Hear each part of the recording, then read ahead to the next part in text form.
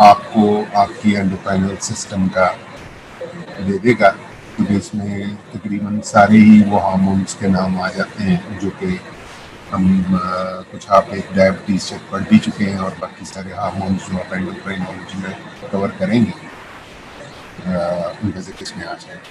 ठीक है, एक बात आपको आउटराइटली एंडोक्राइनोलॉजी पढ़ते वक्त समझनी चाहिए कि जब हम हार्मोन्स की फिजियोलॉजी बताते हैं तो हम उनके जो भी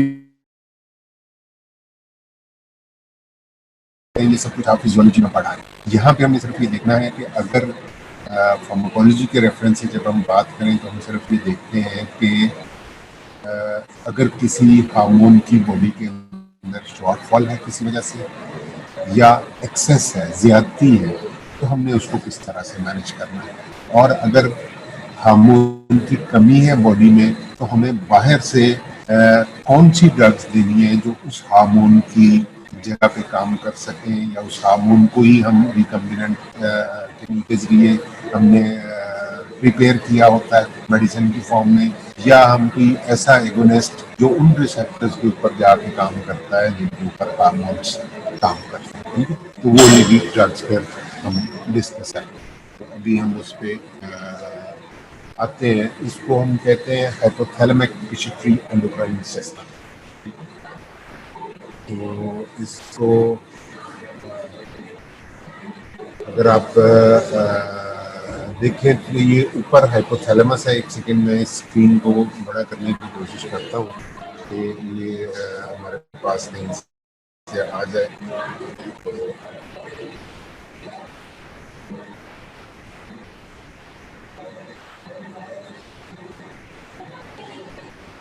बड़ा नहीं,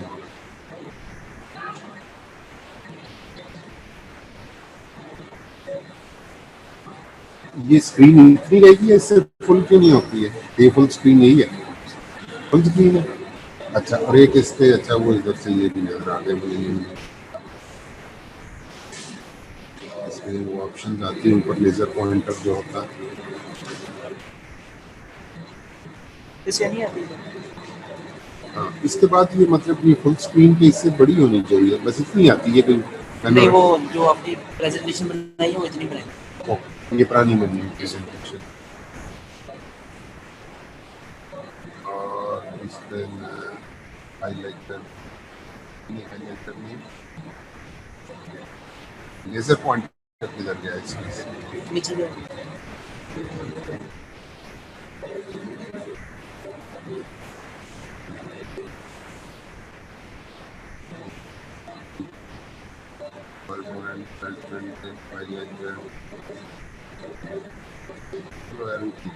इसमें ऑप्शन आनी चाहिए, तो ऑलरेडी है। चले ठीक है। वेरी स्टूडेंट्स, ये कोई हाईटेक किस्म की चीज़ें हैं, मैंने विंडो नहीं इंस्टॉल की है तो उसमें कुछ चीज़ें समझ नहीं आ रही। ठीक है, परेशान नहीं होना, हम दोबारा वहीं से शुरू करते हैं कि हाइपोथैलेमिक एंड पिट्यूटरी हार्मोन की हम बात कर रहे हैं। इसमें आप ये देखें कि ये हाइपोथैलेमस है ऊपर, ये हाइपोथैलेमस से 3-4 चीज़ें रिलीज होती हैं, इन्हें हम फैक्टर्स कहते हैं। ग्रोथ हार्मोन, रिलीजिंग हार्मोन, ठीक है,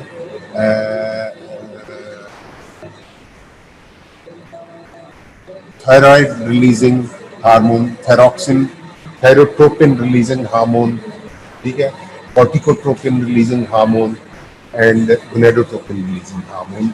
ये 3-4 फैक्टर हैं जो कि हाइपोथैलेमस से रिलीज होते हैं, और ये कमांड्स हाइपोथैलेमस से जब आती हैं तो उन कमांड्स के नतीजे में कुछ चीज़ें इंटीरियर पिट्यूटरी से और कुछ पोस्टीरियर पिट्यूटरी से रिलीज होती हैं। इंटीरियर पिट्यूटरी से जो रिलीज होती हैं उनमें हमारे पास ग्रोथ हार्मोन है, थायराइड स्टिमुलेटिंग हार्मोन है, एड्रीनोकार्टिकोट्रोपिक हार्मोन है, ल्यूटिनाइजिंग हार्मोन है, और फॉलिकल स्टिमुलेटिंग हार्मोन। ये आप देखें इसको कि जो ग्रोथ हार्मोन था उसके इफेक्ट की वजह से यहाँ पे ग्रोथ हार्मोन रिलीज हो गया। ठीक है, थायरोट्रोपिन रिलीजिंग हार्मोन जो था उसके इफेक्ट के तहत यहाँ पे thyroid stimulating hormone, corticotropin releasing hormone के इफेक्ट के तहत यहाँ पे एड्रीनल कॉर्टेक्स ने एंटीरियर पिट्यूटरी ने एड्रीनोकॉर्टिकोट्रोपिक हार्मोन रिलीज। ठीक है।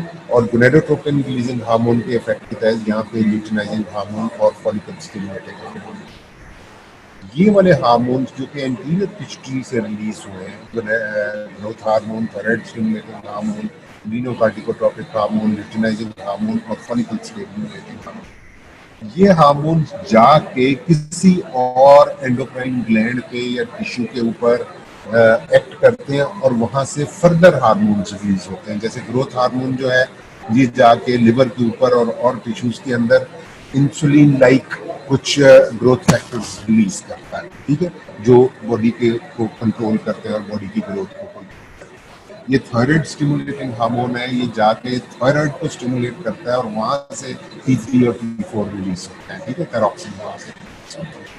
इसी तरह से ये एडिनोकॉर्टिकोट्रोपिक हार्मोन जो है वो यहाँ से जब जाता है तो जाके एडिनल कॉर्टेक्स से वो ग्लूकोकॉर्टिकॉइड्स और मिनरलोकॉर्टिकॉइड्स वहां से रिलीज करता है। इसी तरह से ल्यूटिनाइजिंग हार्मोन और फॉलिकल स्टिमुलेटिंग हार्मोन ये जाके हमारी ओवरीज के ऊपर एक्ट करते हैं और ओवरीज से फिर ईस्ट्रोजन और प्रोजेस्टेरोन रिलीज होते हैं। इसी तरह से ये प्लेसेंटा के ऊपर एक्ट करते हैं कि मुख्तलिफ सेक्रेटरी ऑर्गन्स के ऊपर इफेक्ट करते हैं, ठीक है। ये जब हम डिटेल में जाएंगे तो उसके ऊपर हम करेंगे, लेकिन इस एक्सिस को या इस एंडोक्राइन सिस्टम को समझना आपके लिए जरूरी है कि सबसे पहले कमांड हाइपोथैलेमस से आती है।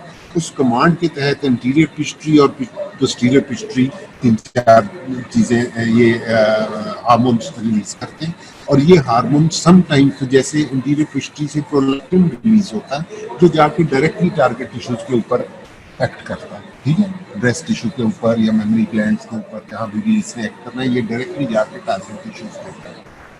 इसी तरह से ये पोस्टीरियर पिट्यूटरी से एंटी डाययूरेटिक हार्मोन रिलीज होता है, ये डायरेक्टली जाके कलेक्टिंग ट्यूब्यूल्स ऑफ किडनी के ऊपर एक्ट करता है। इसी तरह से ये ऑक्सीटोसिन है, ये जाके हमारी यूट्रस के ऊपर एक्ट करता है, ठीक है। तो ये वाले कुछ प्रोलैक्टिन और एंटी डाययूरेटिक हार्मोन और ऑक्सीटोसिन, इनमें से ऑक्सीटोसिन और anti diuretic hormone posterior pituitary से निकलते हैं और प्रोलैक्टिन जो है वो इंटीरियर पिट्यूटरी से निकलता है। ये चंद हार्मोन्स हैं जो जाके डायरेक्टली टारगेट टिश्यूज के ऊपर एक्ट करते हैं, ठीक है, जिस सिस्टम से भी वो रिलेटेड है।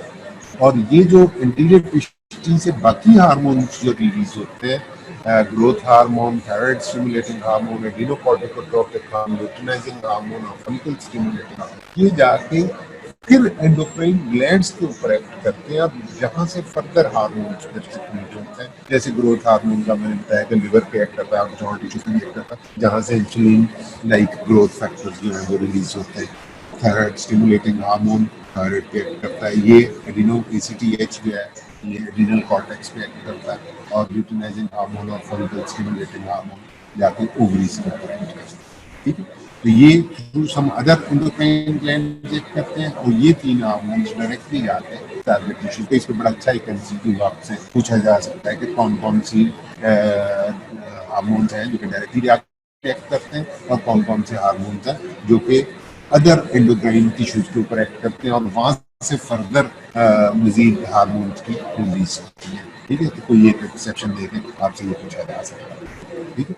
तो ओवरऑल अगर हम इन सारों को देखें हार्मोन्स को, तो इसमें ग्रोथ हार्मोन ग्रोथ को देख रहा है, थायराइड स्टिमुलेटिंग हार्मोन जो है वो मेटाबॉलिज्म को देख रहा है, इसी तरह एडिनोकॉर्टिकोट्रोपिक हार्मोन भी जो है वो मेटाबॉलिज्म को भी देख रहा है और आपकी इम्यूनिटी को भी देख रहा है और इन्फ्लेमेटरी एंटी इन्फ्लेमेटरी एक्शंस को भी देख रहा है और इलेक्ट्रोलाइट्स के बैलेंस को भी देख रहा है और ये ल्यूटिनाइजिंग हार्मोन और फॉलिकल स्टिमुलेटिंग हार्मोन है ये रिप्रोडक्शन देख रहे हैं। तो ओवरऑल पिट्यूटरी एंडोक्राइन सिस्टम की जब हम बात करें तो हम कहेंगे कि ये मेटाबॉलिज्म को और ग्रोथ को और रिप्रोडक्शन को और इलेक्ट्रोलाइट बैलेंस को जो है वो हैंडल करता है, ठीक है। यहाँ पे इलेक्ट्रोलाइट बैलेंस भी लिखा होना चाहिए था लेकिन आपकी बुक में नहीं लिखा हुआ तो यहाँ पे भी रह गया लिखने से। तो अदरवाइज ये यहाँ से जो मिनरलोकॉर्टिकॉइड्स रिलीज होते हैं, एल्डोस्टेरोन जिस तरह से रिलीज होता है वो बॉडी के सोडियम लेवल को और इसी तरह से इनडायरेक्टली वाटर लेवल को और ब्लड प्रेशर को मेंटेन रखता है। तो all these hormones are very very, ये वो अल्लाह का बनाया हुआ वो निज़ाम है जो आपके सारे सिस्टम्स को इतनी खामोशी से एक्ट कर रहा है कि आपको कुछ समझने सोचने की ज़रूरत नहीं। आपका ब्लड प्रेशर भी मेंटेन है, आपकी ग्रोथ भी चल रही है, आपका मेटाबॉलिज्म भी ठीक है, आपके इलेक्ट्रोलाइट्स भी बैलेंस है और आपकी जो रिप्रोडक्टिव पोटेंशियल हैं वो भी with the passage of time grow manifest करें। ठीक है, तो this is the beauty of creation कि कितना खूबसूरती से हायर सेंटर से मैसेजेस आता है और उनके तहत ये इंटीरियर पिस्ट्री और पोस्टीरियर पिस्ट्री आपको इंटीरियर पिस्ट्री और पोस्टीरियर पिस्ट्री के जो हार्मोन्स हैं अलग से इनके नाम आने चाहिए और इन तीनों हार्मोन्स के नाम पता होने चाहिए जो कि डायरेक्टली टिश्यूज के ऊपर एक्ट करते हैं, प्रोलैक्टिन और एंटीडायूरेटिक हार्मोन और ऑक्सीटोसिन। और इनके नाम भी आपको जो इंटीरियर पिस्ट्री से वो वाले हार्मोन्स जो जाके किसी और एंडोक्राइन ग्लैंड के ऊपर एक्ट करते हैं और वहां से फर्दर हार्मोन्स की रिलीज को कंट्रोल करते हैं, इनके नाम आपको अलग से आने चाहिए।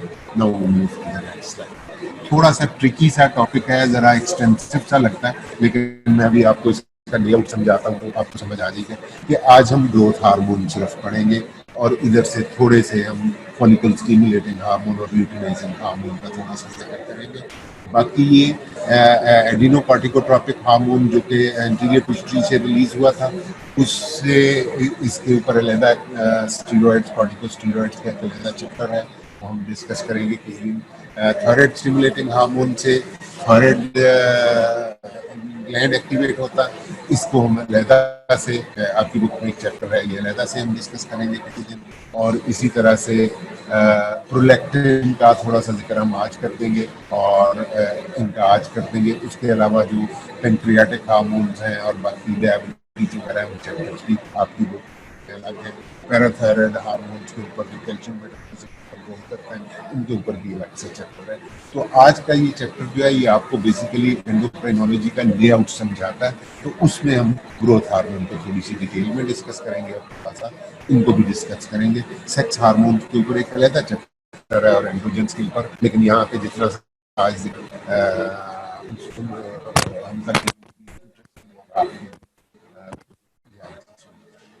ग्रोथ हार्मोन जो है पहले हम उसको डिस्कस कर लें। थोड़ा सा इंट्रोडक्शन सारे हार्मोन्स का करा देता हूँ।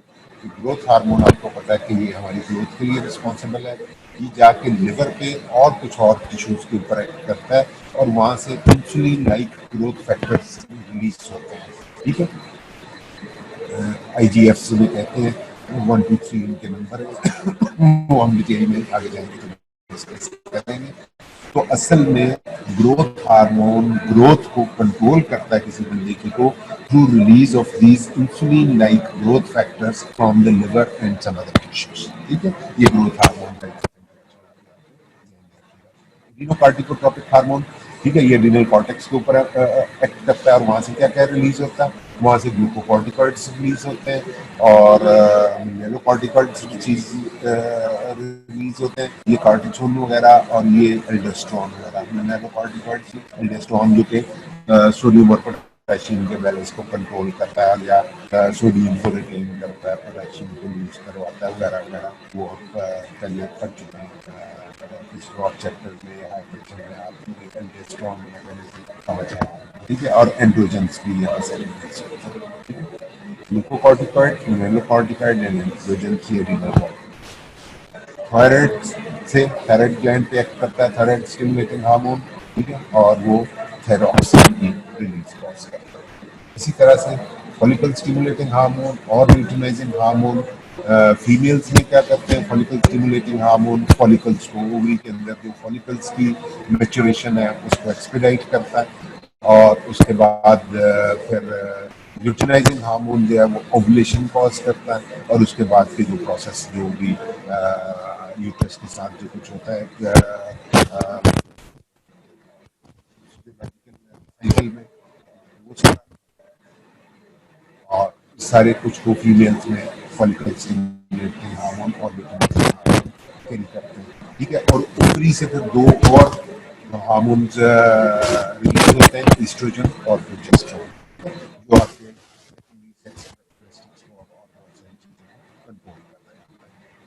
stimulating hormone and luteinizing hormone. Under the effect of these two hormones, ovaries secrete progesterone, estrogen and progesterone. Males में भी ल्यूटिनाइजिंग हार्मोन का एक रोल होता है कि वो जाके यूटेरस में टेस्टिकुलर टिश्यू में एंड्रोजन्स या टेस्टिकुलर फॉलिकल स्टिमुलेटिंग हार्मोन होता है, वो यहाँ पे इस डायग्राम में नहीं बना हुआ, वो मेल में स्पर्मेटोजेनेसिस के लिए रिस्पॉन्सिबल होता है। और ये ल्यूटिनाइजिंग हार्मोन जो होता है ये टेस्टोस्टेरोन रिलीज के लिए, जो हमारे सेकेंडरी सेक्स कैरेक्टरिस्टिक्स की जो है।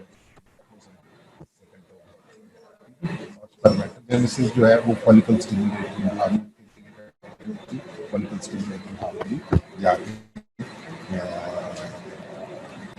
स्पर्म्स डेवलपमेंट करता है। और ये प्रोलैक्टिन है, ये भी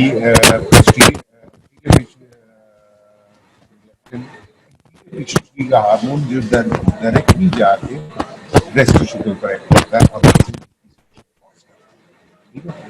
हाइपर प्रोलैक्टिनीमिया जब आप सुनते हैं, हाइपरप्रोलैक्टिनीमिया हो जाता है, तो उससे भी एक ऑड सी एज में, when otherwise it is not indicated that female milk from the nipples, तो वहाँ पे हाइपरप्रोलैक्टिनीमिया में मिल्क की सिक्रीशन यहाँ पे हो जाती है, जो कि अदरवाइज इंडिकेटेड उस एज में नहीं होती। हम इसके ऊपर बात में आते हैं।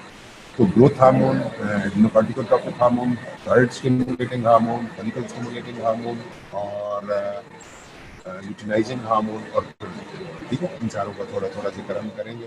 थायराइड वाला थायराइड वाले चैप्टर में पढ़ेंगे, ये थायराइड वाले चैप्टर में पढ़ेंगे। अभी हम ग्रोथ हार्मोन और चारों का करेंगे। यहाँ पे डायग्राम में नहीं बना हुआ, लेकिन ये याद रखिएगा कि मेल्स में भी फॉलिकल स्टिमुलेटिंग हार्मोन का एक रोल होता है, वो भी डिटेल में करेंगे। अब हम ग्रोथ हार्मोन की बात करते हैं, ठीक है।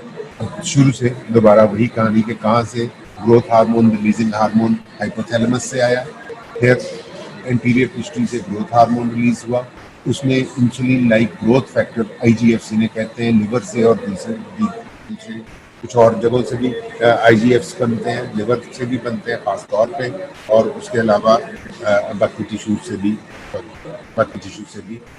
आईजीएफ रिलीज होते हैं। और वो आईजीएफ जाके टिश्यूज के अंदर फिर ग्लूकोज अपटेक और वो सारी एक्शंस करते हैं, जिसके नतीजे में हर टिश्यू अपनी जगह पे थोड़ा थोड़ा ग्रो करता है, और उसके लिए वो अपटेक ऑफ ग्लूकोज और एनर्जी, वो सारा प्रोसेस आईजीएफ करते हैं, जो कि कंट्रोल होते हैं ग्रोथ हार्मोन से रिलीज होता है। ग्रोथ हार्मोन रिलीजिंग हार्मोन के इफेक्ट, ठीक है। तो इस ग्रोथ हार्मोन से इसको कोई चीज़ अरेस्ट भी करती है, वो बेसिकली पेंक्रियास से एक एंजाइम, एक और हार्मोन रिलीज होता है सोमेटोस्टेटिन जिसे हम कहते हैं, तो वो जाके ग्रोथ हार्मोन की रिलीज को फिर रोकता है। इसलिए पास एज में जाके ग्रोथ फर्दर आपकी रुक जाती है, लेकिन बहुत सारे सेल्स रिप्लेनिश होते रहते हैं और बहुत सारी एक्टिविटी चल भी रही है साथ के साथ। तो वो एक बहुत ही नाजुक सा मैकेनिज्म ग्रोथ का, और ग्रोथ का एक खास एज में जाके रुकने का वो कंट्रोल होता है ग्रोथ हार्मोन से और सोमेटोस्टेटिन से, ठीक है। अब हमें ग्रोथ हार्मोन किसी बंदे में ग्रोथ हार्मोन की शॉर्टफॉल हो गई, तो वो उसके साथ क्या होगा, एक तो उसका कद छोटा रह जाएगा। अगर वो बचपन में ही उसके इंट्रायूट्राइन लाइफ में ही नहीं डेवलप हुआ, ग्रोथ हार्मोन नहीं रिलीज हुआ सफिशिएंट क्वांटिटी में, तो उसका साइज फीटस का थोड़ा रहेगा, जिसको हम कहते हैं स्मॉल फॉर गेस्टेशनल एज। और इसी तरह से और भी बहुत सारे नुकसान हो सकते हैं। तो अभी हम एक एक करके वो कंडीशंस डिस्कस करेंगे जिसमें हम ग्रोथ हार्मोन बाहर से देते हैं। जो बाहर से हम ग्रोथ हार्मोन देते हैं उसका नाम इन्होंने रखा है सोमाट्रोपिन। इसको आपने सोमेटोस्टेटिन से कंफ्यूज नहीं करना है, क्योंकि somatostatin is opposite to the growth hormone. Growth hormone से जो ग्रोथ हो रही होती है उसको अरेस्ट करता है सोमेटोस्टेटिन, जो कि पेंक्रियास से रिलीज होता है। ये सोमाट्रोपिन है। सोमाट्रोपिन इज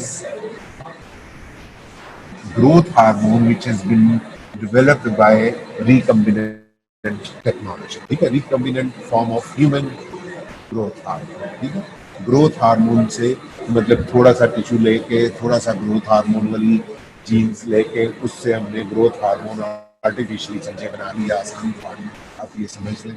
तो उस आर्टिफिशियल ग्रोथ हार्मोन को हम सोमाट्रोपिन कहते हैं। और वो किस किस कंडीशन में देते हैं? used for genetic diseases with short statures, कुछ जेनेटिक डिजीजेस ऐसी होती हैं जिनमें के बंदे की हाइट कम हो जाती है। एक एग्जांपल इसकी मैंने यहाँ पर की, टर्नर सिंड्रोम। इसके अलावा और भी बहुत सारे सिंड्रोम्स होते हैं जिसमें डार्फिज्म का शिकार हो जाता है बंदा, या पेशेंट की या पर्सन की हाइट कम रह जाती, बहुत कम रह जाती। तो उसमें वो जेनेटिक डिसऑर्डर्स होते हैं। वो जीन्स जो कि ग्रोथ हार्मोन की रिलीज के लिए रिस्पॉन्सिबल होती हैं, उनकी कोई शॉर्टफॉल होती है बंदे के अंदर। तो इसलिए हमें बाहर से सोमाट्रोपिन देना पड़ता है या बाहर से ग्रोथ हार्मोन देना पड़ता है, तो उससे कुछ रिस्पॉन्स आ जाए।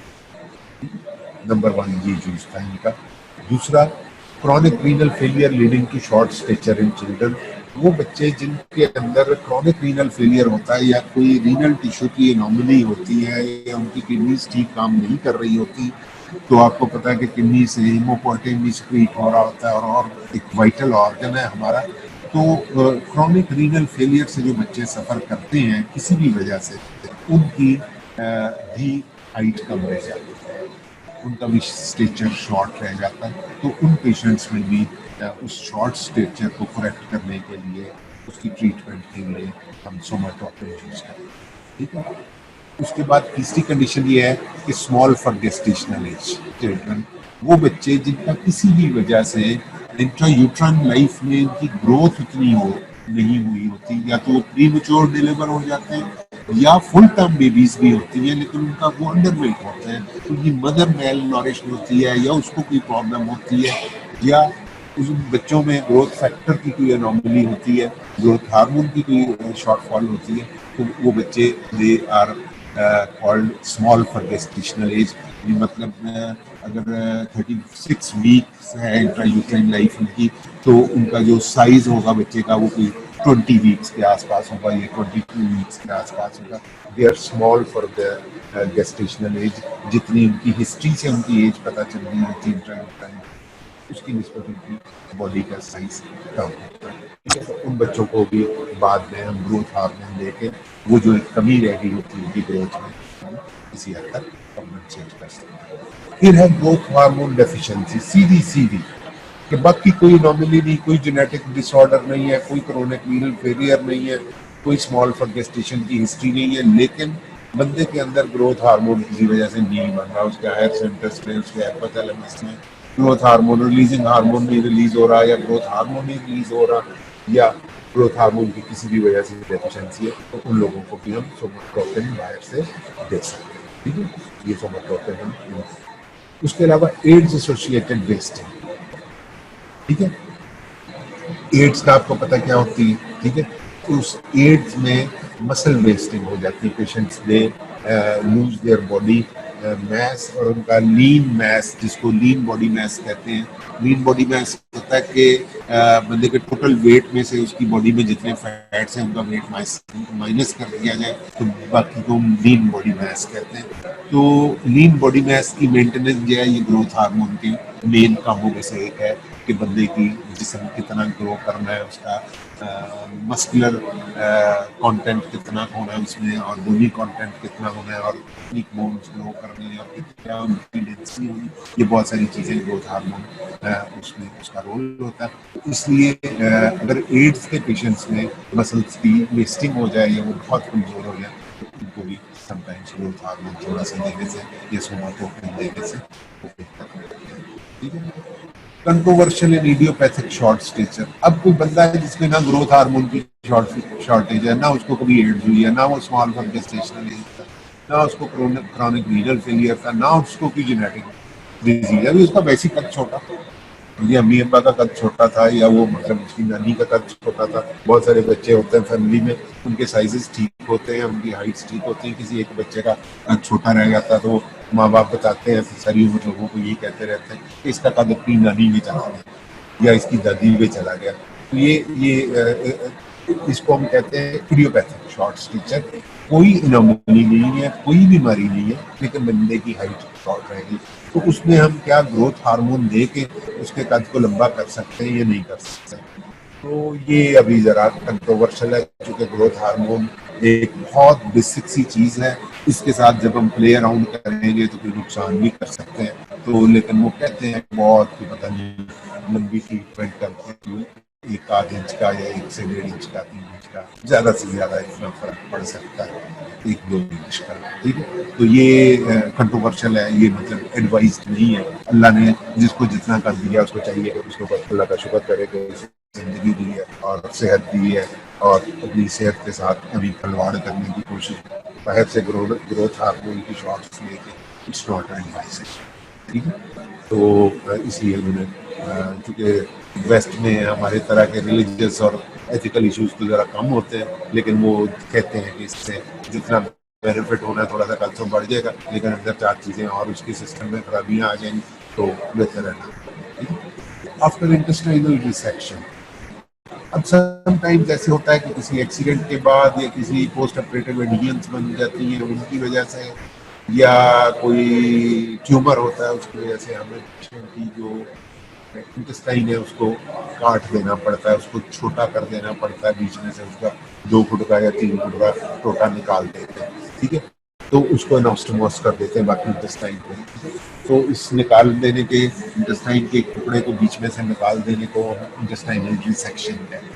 तो वहाँ पे फिर ग्रोथ रिक्वायर्ड होती है, ताकि एंड टू एंड एनास्टोमोसिस जब हम करते हैं तो वहाँ पे ठीक ग्रेनुलेशन टिश्यू आए और दोबारा इंटेस्टाइन वहाँ से प्रॉपर, उसमें भी ग्रोथ हार्मोन थोड़ा सा यूज करते हैं उसका ग्रो होता है।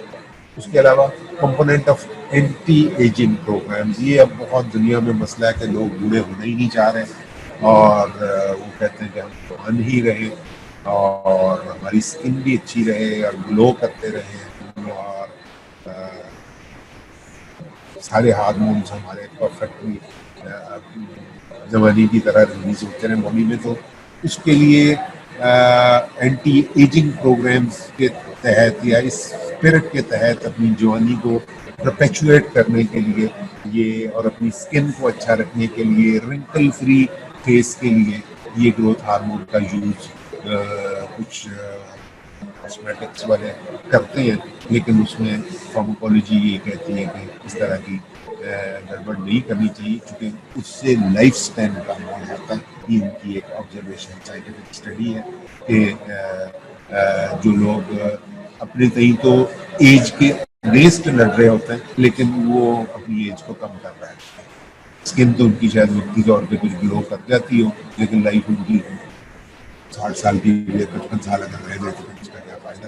तो ये मतलब यहाँ पे हम फेट एंड डेस्टिनी डिस्कस नहीं कर रहे हैं, तो प्योरली साइंटिफिक टर्म्स में अगर हम बात करें तो ये कहते हैं कि ये एंटी एजिंग ड्रग्स के तौर पे ग्रोथ हार्मोन को यूज नहीं किया जाना चाहिए। इसी तरह से ऊपर मैंने बताया कि इडियोपैथिक शॉर्ट स्टेचर के लिए इसको यूज नहीं किया जाना चाहिए। तो ये 2 कंट्रोवर्शियल यूजेस हैं, एक ये और उसके अलावा बाकी बहुत ज़बरदस्त यूजेस हैं और उनमें हम ड्यू बेनिफिट स्मेटोट्रोपिन इसको कहते हैं, जो हम रिकम्बिनेंट टेक्निक के लिए ग्रोथ हार्मोन और जी आगे पिछली स्लाइड ये थे हम डिस्कस कर रहे हैं। तो उसके बाद नेक्स्ट स्लाइड, अब वो जो हम सोमाट्रोपिन बाहर से देते हैं, जो ग्रोथ हार्मोन रिकम्बिनेंट थेरेपी से प्रिपेयर किया हुआ, उसके कुछ एडवर्स इफेक्ट्स हैं। मैंने जैसे बताया कि मतलब अनजुडिशियस यूज नहीं होना चाहिए।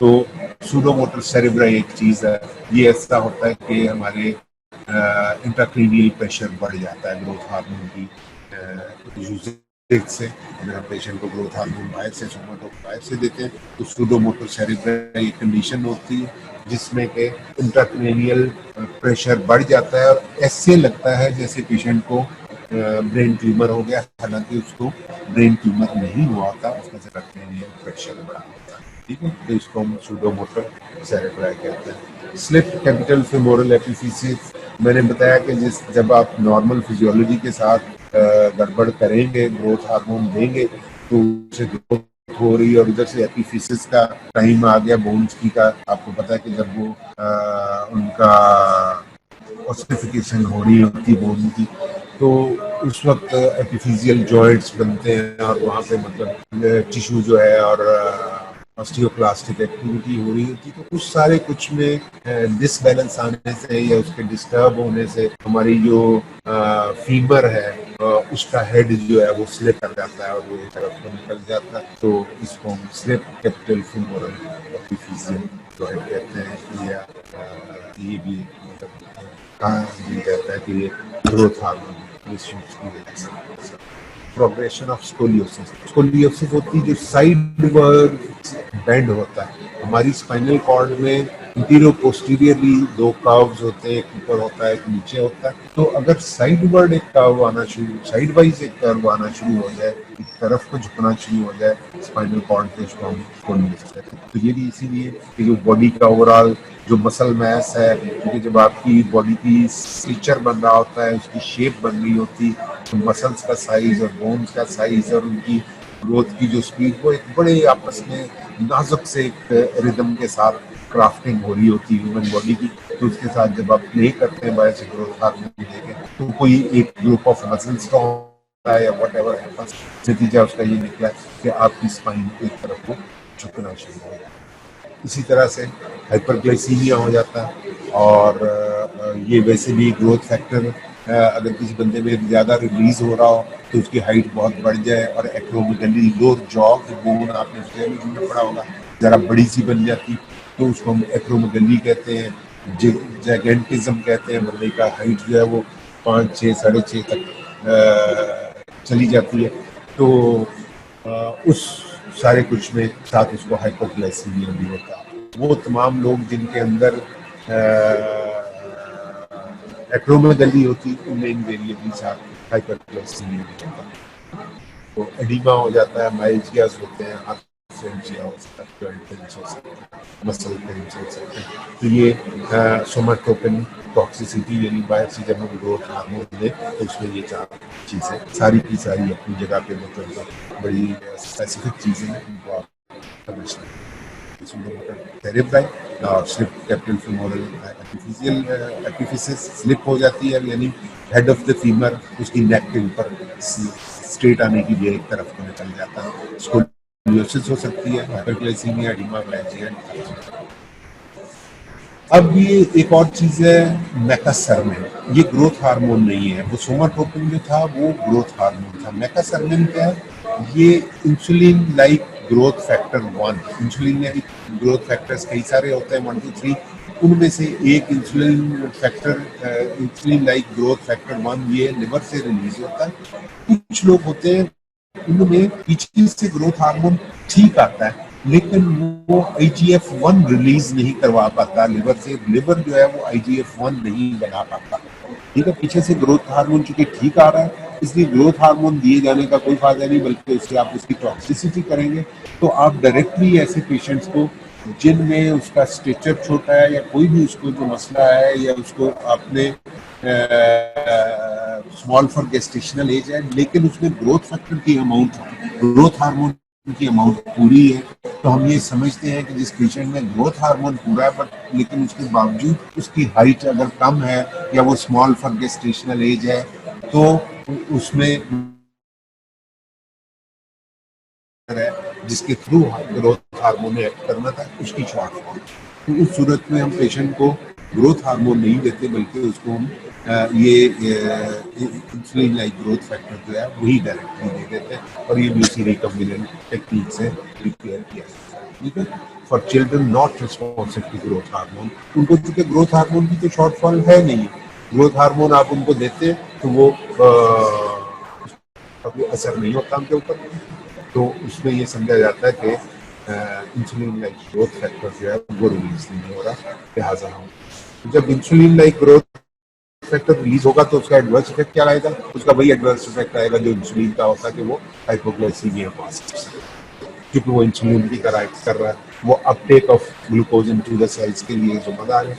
लिहाजा वो इस मेटाथर्मिन जो कि इंसुलिन लाइक ग्रोथ फैक्टर है, इसका जो adverse factor that is hypoglycaemia. ठीक है, जो ग्रोथ हार्मोन था उसका एडवर्स हाइपरग्लाइसीमिया, और ये अगर आप डायरेक्ट इंसुलिन या ग्रोथ फैक्टर दें तो उसका एडवर्स हाइपोग्लाइसीमिया। और ये सिर्फ उसी सूरत में दिया जाता है जबकि पेशेंट इज नॉट रिस्पॉन्डिंग और the child is not responding to the growth hormone. तो ये ग्रोथ हार्मोन से रिलेटेड दोनों चीज़ें, यानी आपको ग्रोथ हार्मोन भी मिल गया और ग्रोथ हार्मोन से अगर रिस्पॉन्डिंग कर रहा पेशेंट तो अब हमारे पास ये और चीज़ है। उसके बाद ग्रोथ हार्मोन एंटेगोनिस्ट, मसला सिर्फ छोटे कद का ही नहीं होता, मसला सिर्फ शॉर्ट फॉर गेस्टेशनल एज का ही नहीं होता। बहुत सारी कंडीशंस होती हैं जिनमें के किसी ट्यूमर की वजह से या किसी और वजह से ग्रोथ हार्मोन बहुत ज़्यादा सिक्रीट हो रहा होता है और उसके नतीजे में एक्रोमेगली और जगेंटिज्म, मतलब बंदे का जबड़ा भी आउट ऑफ प्रोपोर्शन ग्रो कर गया, नीचे वाला उसकी हाइट भी 6.5 फुट का हो गया या 7 फुट का हो गया और साथ उसको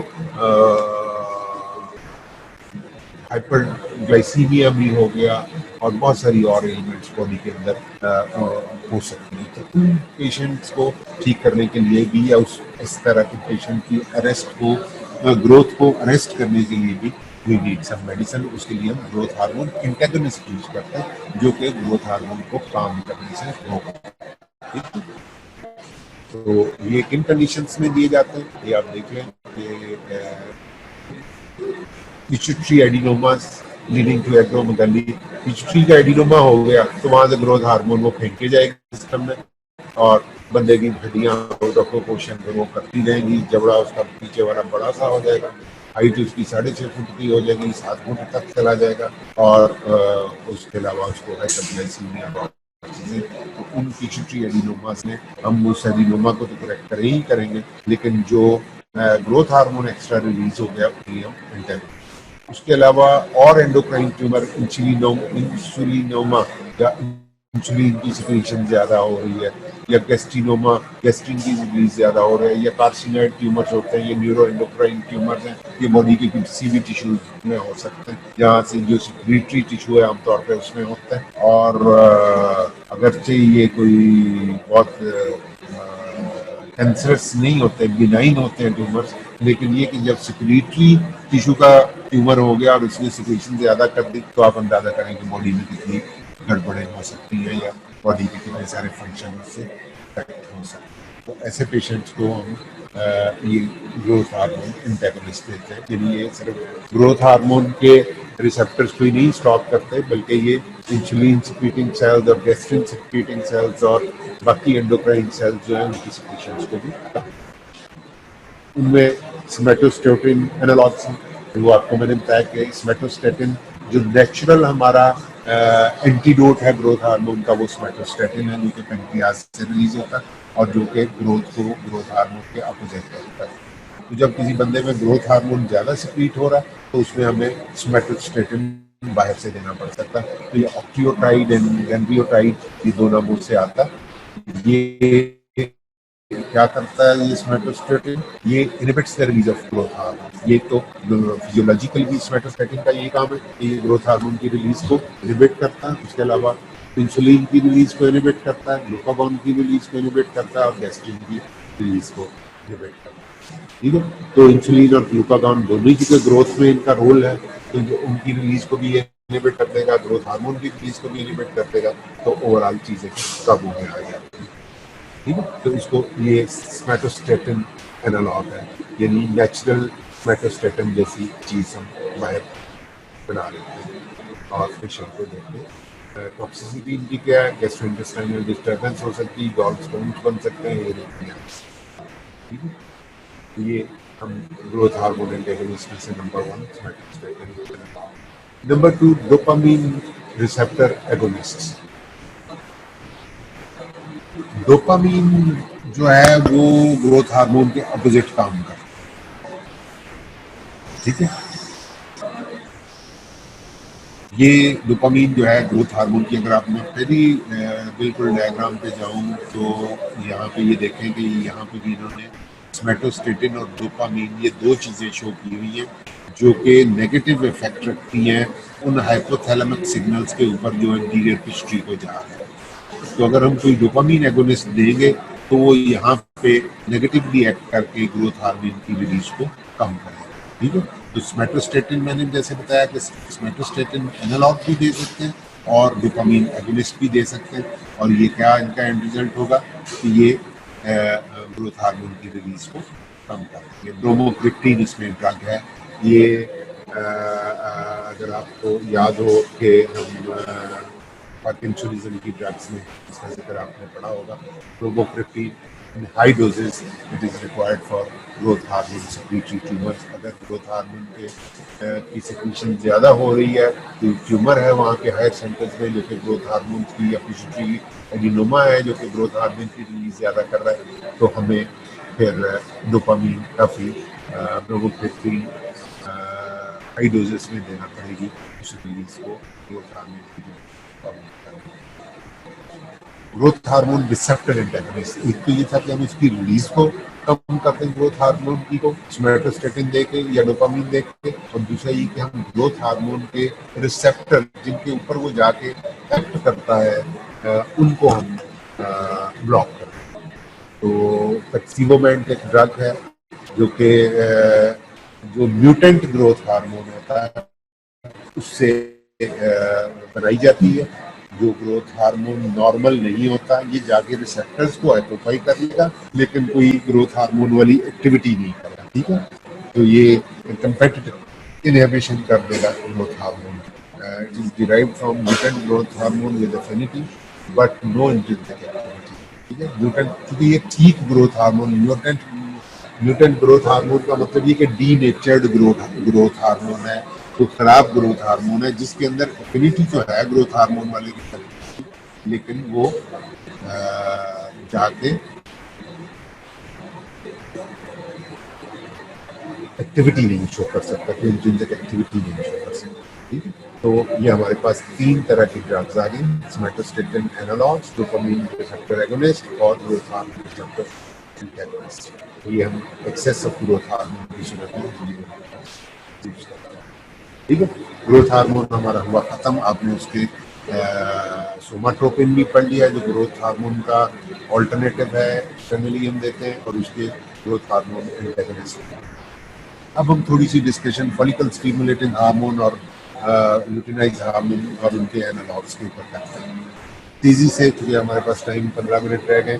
तो फॉलिकल स्टिमुलेटिंग हार्मोन जो है वो फॉलिकल डेवलपमेंट करता है फीमेल्स में ओवरीज के अंदर, और स्पर्मेटोजेनेसिस करता है मेल्स के अंदर। ल्यूटिनाइजिंग हार्मोन ओवुलेशन करता है फीमेल्स के अंदर और रेगुलेट्स द टेस्टिकुलर एंड्रोजेंस, यानी उसको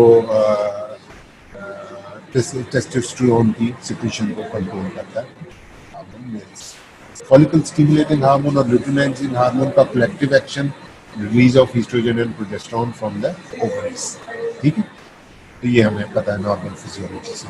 तो फॉलिकल स्टिमुलेटिंग हार्मोन और ल्यूटिनाइजिंग हार्मोन कॉमन यूज करते हैं।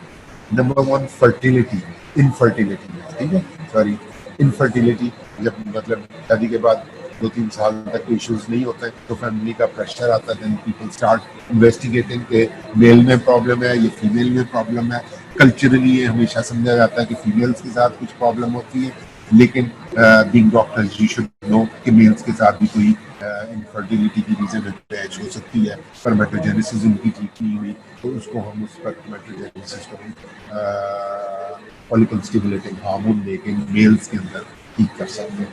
और फीमेल्स के अंदर भी प्रॉब्लम होती है, तो फीमेल्स के अंदर मेन प्रॉब्लम ये होती है कि उनकी ओवुलेशन नहीं हो रही होती, उनका मेंस्ट्रुअल साइकिल इस तरह से डिस्टर्ब होता है या उसमें कोई नॉर्मली होती है कि जो ओवुलेशन होती है 14 डे के आसपास वो प्रॉपरली नहीं हो रही होती। तो हम फॉलिकल स्टिमुलेटिंग हार्मोन और ल्यूटिनाइजिंग हार्मोन को यूज करते हुए ओवुलेशन को अरेंज करते हैं, ओवुलेशन को इंड्यूस करते हैं इन द फीमेल्स। उसके 2-3 स्टेप्स हैं, ये बहुत इंटरेस्टिंग है, इसको बुक से पढ़ लीजिएगा। ये लोगों को एडवाइस करने के लिए भी, मतलब आपसे लोग आपकी ओपिनियन कभी लें तो आप उन्हें समझा सकते हैं। तो उसमें पहला स्टेप ये होता है कि जो पिट्यूटरी गोनाडोट्रोपिन रिलीजिंग हार्मोन है वो हम उसको उसके जरिए हम फॉलिकल स्टिमुलेटिंग हार्मोन और ल्यूटिनाइजिंग हार्मोन जो पिट्यूटरी से निकलता है उसको हमने सप्रेस करना होता है, क्योंकि नॉर्मल फिजियोलॉजिकल फंक्शन नहीं मेंस्ट्रुअल साइकिल कर रहा और उसे ओवुलेशन नहीं हो रही राइट टाइम के ऊपर। तो उसके लिए हम सबसे पहले जो बॉडी के अंदर एंडोजिनस फॉलिकल स्टिमुलेटिंग हार्मोन और ल्यूटिनाइजिंग हार्मोन जो कि इंटीरियर पिट्यूटरी से रिलीज होते हैं, हमने उनको सप्रेस करना होता है। ये पहला स्टेप होता है, ताकि हम बाहर से फॉलिकल स्टिमुलेटिंग हार्मोन और ल्यूटिनाइजिंग हार्मोन दे वो अपनी मर्जी के टाइम पे ओवुलेशन कर सके। तो उसमें पहला स्टेप ये कि जो नेचुरल फॉलिकल स्टिमुलेटिंग हार्मोन और ल्यूटिनाइजिंग हार्मोन है उसकी रिलीज को हम बंद करते हैं। फिर हम बाहर से फॉलिकल स्टिमुलेटिंग, स्टेप 2 ये है कि हम फॉलिकल स्टिमुलेटिंग हार्मोन देते हैं, जिससे कि ओवरीज के अंदर फॉलिकल जो है वो उनकी मैच्योरेशन होती है। और तीसरा स्टेप ये है कि हम ल्यूटिनाइजिंग हार्मोन देके, ल्यूटिनाइजिंग हार्मोन का हमने फंक्शन ऊपर पड़ा है कि वो ओवुलेशन कॉज करता है।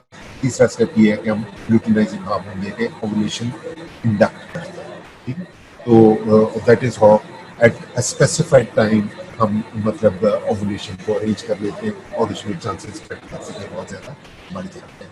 ठीक है, स्टेप 1 इज कि हम जो नेचुरल प्रोडक्शन है फॉलिकल स्टिमुलेटिंग हार्मोन और ल्यूटिनाइजिंग हार्मोन की, उसको सप्रेस कर देते हैं। नंबर 2 स्टेप ये है कि हम उनको फॉलिकल स्टिमुलेटिंग हार्मोन देते हैं, एफएसएच देते हैं। और नंबर 3 स्टेप ये है कि हम ल्यूटिनाइजिंग हार्मोन देके तो हम ओवुलेशन अपनी मर्जी के टाइम पे, जब भी हम ल्यूटिनाइजिंग हार्मोन बाहर से देंगे तो हम अपनी मर्जी के टाइम पे ओवुलेशन कॉज कर सकते हैं। ठीक है, तो ये मतलब इनफर्टिलिटी की मेल्स में भी रोल है और फीमेल्स में भी रोल है।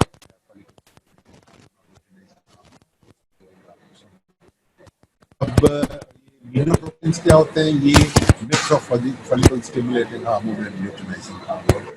Urotropin consist of follicle stimulating hormone, derivatives हैं इसके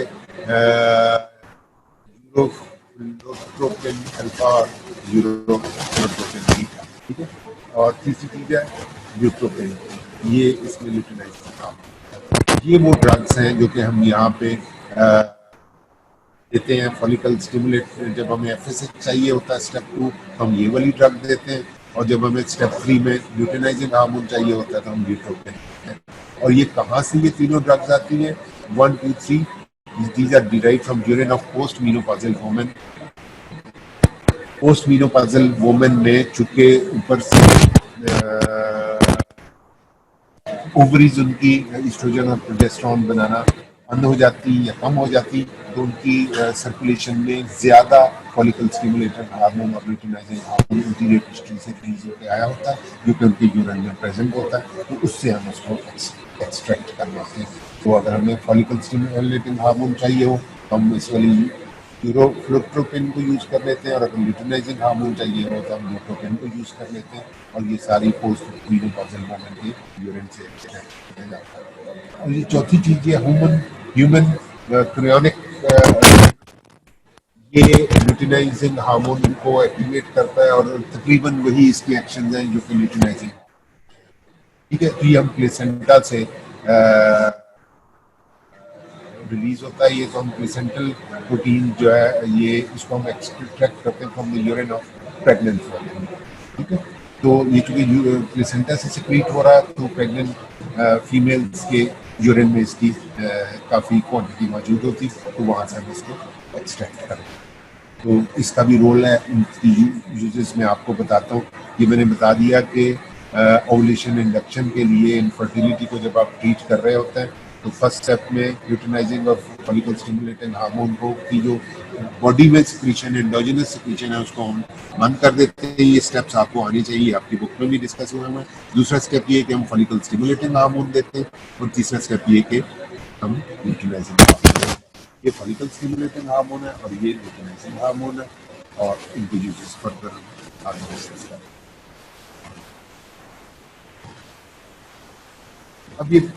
अब स्टेप 1 जो था इनफर्टिलिटी को कंट्रोल करने का, उसको उसमें हम कैसे उसको अचीव करते हैं कि हम गोनेडोट्रोपिन रिलीजिंग हार्मोन जो है उसको यूज करते हैं। गोनेडोट्रोपिन हार्मोन हम अगर बाहर से दें, गोनेडोट्रोपिन रिलीजिंग हार्मोन ये हाइपोथैलेमस से आ रहा है। अगर हम ये बाहर से देना शुरू कर दें, उसका नतीजा ये निकलता है कि जो एंडोजेनस गोनेडोट्रोपिन की यानी फॉलिकल स्टिमुलेटिंग हार्मोन और ल्यूटिनाइजिंग हार्मोन है उसकी रिलीज कम होता है। ठीक है, और मैंने बताया कि हमें सप्रेस करना है एंडोजेनस फॉलिकल स्टिमुलेटिंग हार्मोन और ल्यूटिनाइजिंग हार्मोन हमको, तो उसके लिए हम गोनेडोट्रोपिन रिलीजिंग हार्मोन का अगर हम एगोनिस्ट यूज करते हैं तो वो जाके रिसेप्टर्स को डाउन रेगुलेट कर लेता है। अगर आपको जनरल फार्माकोलॉजी से याद हो तो जिस चीज़ का एगोनिस्ट बहुत ज़्यादा मिकदार में मौजूद हो उस चीज़ के रिसेप्टर्स डाउन रेगुलेट हो जाते हैं या तो उनकी तादाद कम हो जाती है। तो अगर हम ल्यूटिनाइजिंग हार्मोन और फॉलिकल स्टिमुलेटिंग हार्मोन की कम क्वांटिटी चाह रहे हैं बॉडी के अंदर के एंडोजेनसली वो प्रोड्यूस ही ना हो, तो उसका एक तरीका ये है कि हम बाहर से गोनेडोट्रोपिन रिलीजिंग हार्मोन देना शुरू हो जाते हैं और उसकी एक्सेस की वजह से वो रिसेप्टर्स जिनकी की एक्टिविटी से FSH और LH सक्रीट होना था उनकी डाउन रेगुलेशन हो जाती है। और फिर जब हमने फॉलिकल स्टिमुलेटिंग हार्मोन देना होता है और ल्यूटिनाइजिंग हार्मोन बाहर से देना होता है तो फिर हम बिल्कुल ही अंदर की जो एंडोजेनस सिक्रीशन है उसको बिल्कुल ही ब्लॉक कर देते हैं, तो उस वक्त हम एंटागोनिस्ट यूज करते हैं। तो ये बड़ा ट्रिकफुल यूज है कि पहले हम एगोनिस्ट यूज करके फॉलिकल स्टिमुलेटिंग और ल्यूटिनाइजिंग हार्मोन की प्रोडक्शन को एंडोजेनसली कम करते हैं और फिर जब हमने बाहर से फॉलिकल स्टिमुलेटिंग हार्मोन और ल्यूटिनाइजिंग हार्मोन देना है तो हम बिल्कुल चाह रहे हैं कि उसकी एंडोजेनस सिक्रीशन इन दोनों हार्मोन्स की बिल्कुल जीरो हो जाए, तो उस हम एंटागोनिस्ट यूज करते हैं। ठीक है, आप कर लेते हैं फॉलिकल स्टिमुलेटिंग हार्मोन या ल्यूटिनाइजिंग हार्मोन की रिलीज को आपको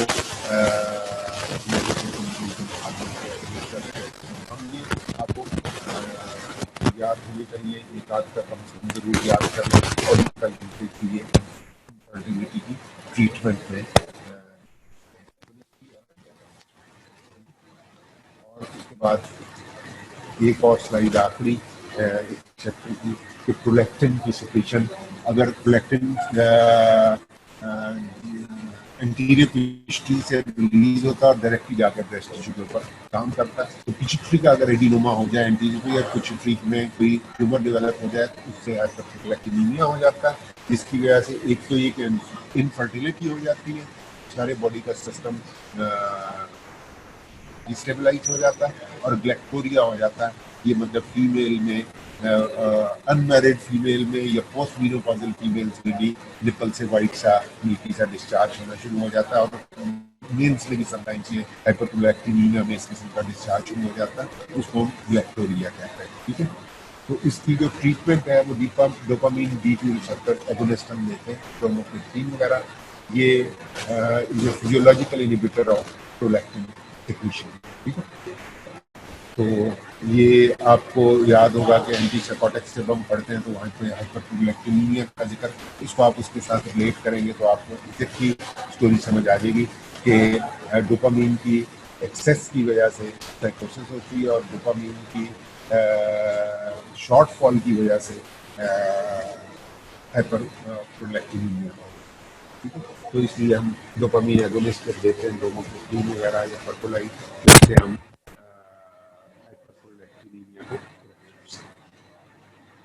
इसके अलावा पोस्टीरियर पिट्यूटरी के दो हार्मोन्स, एक ऑक्सीटोसिन है और एक वेसोप्रेसिन है। ऑक्सीटोसिन मैंने बताया कि ये जाके यूट्राइन मसल के ऊपर काम करता है, इफेक्टिव स्टिमुलेंट ऑफ यूट्राइन कंट्रीशन, तो इसको हम IV समटाइम्स यूज करते हैं पेशेंट्स में लेबर को इंड्यूस करने के लिए, या अगर वीक है उनकी जो लिवर पेन्स हैं या कॉन्ट्रैक्शंस हैं वीक हैं तो हम ऑक्सीटोसिन IV दे के उसकी ड्रिप में डाल देते हैं उसको, तो उससे लेबर पेन्स को हम इनहेंस कर सकते हैं। इसका अपोजिट ड्रग है टोसिबॉन, ये ऑक्सीटोसिन एंटागोनिस्ट है और ये काहे के लिए यूज होता है, वो अगर लेबर को इंड्यूस करने के लिए यूज होता है तो ये लेबर को प्री टर्म लेबर को सप्रेस करने के लिए यूज होता है। वो तमाम ड्रग्स जो कि प्री टर्म लेबर को सप्रेस करने के लिए यूज होती है उनको हम प्रोकोलिटिक्स कहते हैं। उसमें जैसे बीटा-2 स्टिमुलेंट, बीटा-2 एड्रीनर्जिक स्टिमुलेंट्स भी जो है वो जो स्मूथ मसल्स को रिलैक्स करते हैं तो वो भी लेबर को डिले कर देते हैं। तो वो अगर प्री मैच्योर डिलीवरी का खतरा हो या प्री टर्म लेबर पेन्स का खतरा हो तो हम बीटा-2 स्टिमुलेंट्स भी यूज कर लेते हैं। और भी कुछ ड्रग्स हैं, वो तमाम ड्रग्स जो कि लेबर को डिले करने के लिए यूज की जाती हैं या प्री टर्म लेबर को कंट्रोल करने के लिए यूज की जाती हैं, प्री मैच्योर डिलीवरी को रोकने के लिए यूज की जाती हैं, तो यू शुड बी फेमिलियर, ये आपकी बुक में अभी है। ठीक है, और वेसोप्रेसिन एक और एंटी डाययूरेटिक हार्मोन है जो कि जाके डिस्टल ट्यूब्यूल्स ऑफ किडनी के ऊपर काम करता है और अगर इसकी वेजोप्रेसिन की शॉर्टफॉल हो जाए तो फिर बंदे को बहुत ज़्यादा यूरिन वो पास करता है और बहुत ज़्यादा सोडियम का लॉस उसमें होता है और शुगर का लॉस ऐसा नहीं हो रहा होता, तो उसको हम डायबिटीज़ इंसिपिडस कहते हैं। अगर वेजोप्रेसिन की किसी भी वजह से शॉर्टफॉल आ जाए, ये वो हार्मोन है जो बॉडीज में यूरिन फॉर्मेशन को कंट्रोल करता है, ठीक है, डाययूरेसिस नहीं होने देता, कम यूरिन को कंट्रोल करता है, आप बस ये समझ लें। तो अगर ये तो बहुत ज़्यादा यूरिन फॉर्मेशन शुरू हो जाएगी, जिसको हम डायबिटीज़ इंसिपिडस कहते हैं। तो इसमें हम वेजोप्रेसिन देते हैं, डेस्मोप्रेसिन इसका नाम होगा, आप याद रखें, ये अच्छी बात है कि इसका सिमिलरली यूज डायबिटीज।